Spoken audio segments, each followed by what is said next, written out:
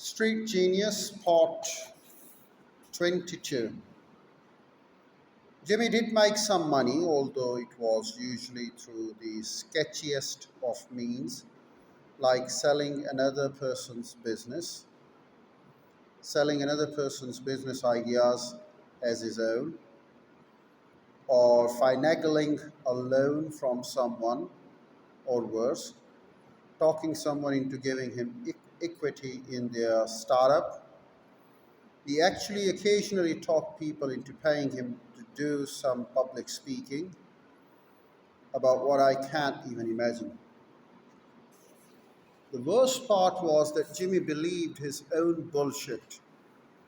His delusion was so bulletproof, it was honestly hard to get mad at him. It was actually kind of amazing.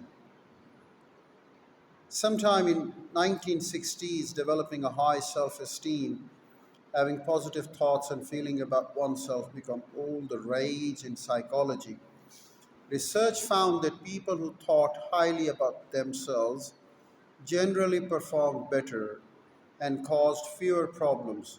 Many researchers and policymakers at the time came to believe that raising a population's self esteem could lead to some tangible social benefits: lower crime, better academic records, greater employment, lower budget deficits.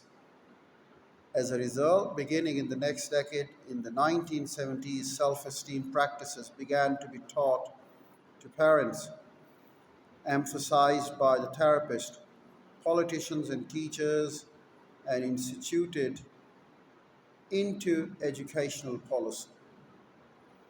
Great inflation, for example, was implemented to make low achieving kids feel better about their lack of achievement. Participation awards and bogus trophies were invented for any number of mundane and expected activities.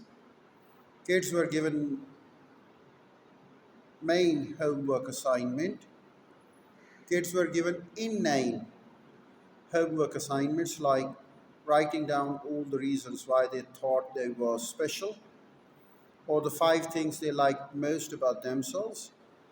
Pastors and ministers told the congregation that they were each uniquely special in God's eyes and were destined to excel and not be average. Business and motivational seminars cropped up chanting the same paradoxical mantra: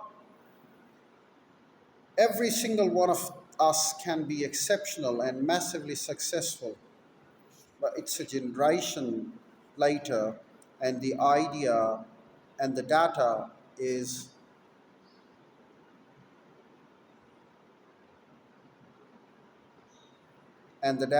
in. We're not all exceptional. It turns out that merely feeling good about yourself doesn't really mean anything unless you have a good reason to feel good about yourself. It turns out that adversity and failure are actually useful, even necessary for developing strong minded and successful adults. It turns out that teaching people to believe they're exceptional and to feel good about themselves no matter what doesn't lead to a population full of Bill Gates and Martin Luther Kings. It leads to a population full of Jimmys, not to a population full of Bill Gates and Martin Luther Kings. It leads to a population full of Jimmys.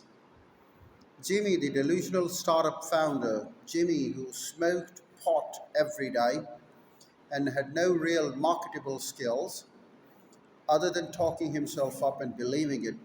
Jimmy, the type of a guy who yelled at his business partner for being immature and then maxed out company credit card Lee Bernardin trying to impress some Russian model. Jimmy, who was quickly running out of aunts and uncles who could loan him more money.